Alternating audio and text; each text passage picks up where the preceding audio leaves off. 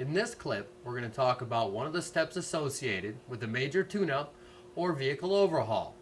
The step we're going to talk about is checking of the vehicle's clutch fluid.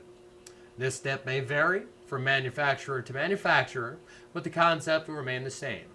Most clutches are hydraulic and not mechanical, and have a fluid that needs checked and maintained on the maintenance interval scheduled by the manufacturer. The clutch fluid level is in a reservoir located right here. You're going to want to remove the cap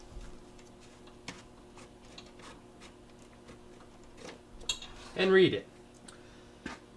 Most vehicles will have directions for checking the fluid level on the cap if they're not clearly marked on the side of the reservoir.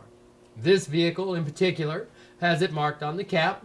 I'll just read to you what it says. Fill to step with .3 brake fluid. This particular vehicle takes brake fluid, just the same as clutch fluid, and is the same for most makes and models. To avoid any possible contamination, refer to your vehicle's owner's manual or call your local professional mechanic. The step that they're talking about on this particular vehicle is the step inside the clutch cylinder reservoir. This step can be located by placing a screwdriver on the side and sliding it down to the step. Right there. As you can see, my fluid level is right at the step, which indicates there are no leaks in the hydraulic system of the clutch and that we haven't lost any over time. Go ahead and remove my screwdriver.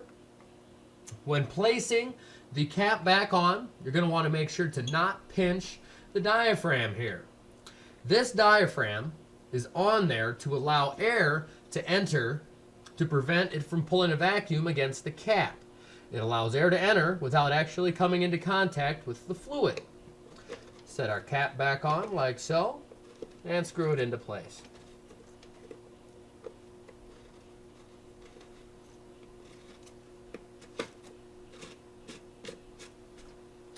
There you go.